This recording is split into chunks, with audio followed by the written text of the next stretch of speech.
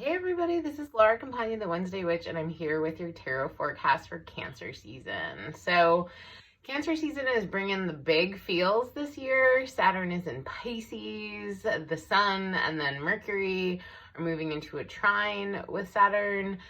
There's a lot of support from Earth, but a tremendous amount is welling up from the depths. We don't even know where it's coming from, when it will arise, where it will land. It's disorienting the way being in the water can be really freeing, can be really supportive, can be incredibly buoyant and, nourishing. And it can also feel like the fathomless depths. So the first card we have is the Magician, which I really love because we're coming out of Gemini season with Mercury in Gemini.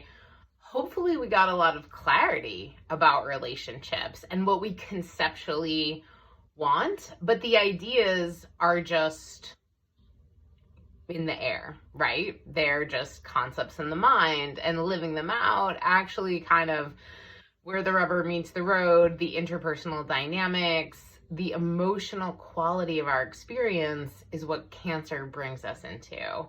So where we are now is the Two of Cups, which is a really sweet card that's just simply about taking time to prioritize small connections and little interactions.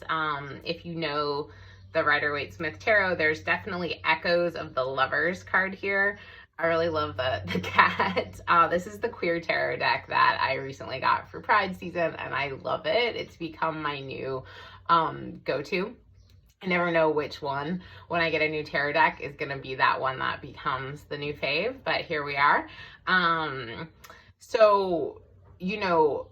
This card though isn't just about romantic relationships. It's about just like finding time to like have that little tea or that coffee or just make that little connection and kind of give yourself a sense of being in a web of relations. Cancer season is really all about, okay, who am I connected with, and how do those connections feel, and is there a flow between us? Is it reciprocal? Is it nourishing for me on a body, mind, soul level? So our challenge, which I think is really interesting, is the Star card.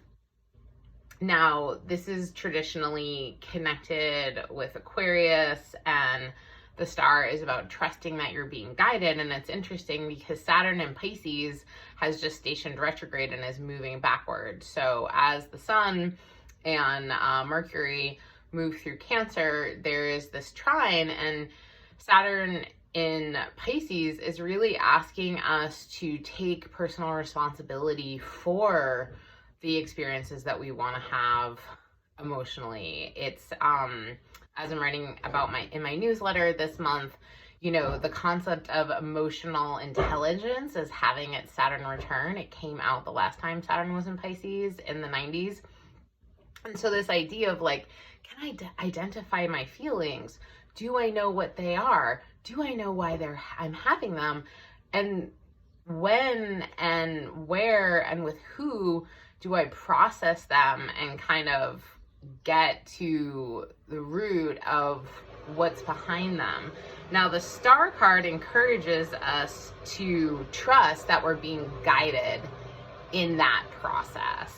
And then really appropriately, last but not least, is the Moon. So the Moon card is about our emotions. It's about our body, and Cancer season can be so intense because it's ruled by the Moon. So the emotional experience that we're having is determined by the conditions of our physical form, of the families we were raised in, of the nurturing that we got as children, the level of intimacy that we're comfortable with, and who we seek out to be in intimate relationships with. So the Moon is like, okay, babies, go there, face the kind of deeper, darker waters and see what those fears are and what those underlying causes and conditions are, so that you can be more free to move and connect. And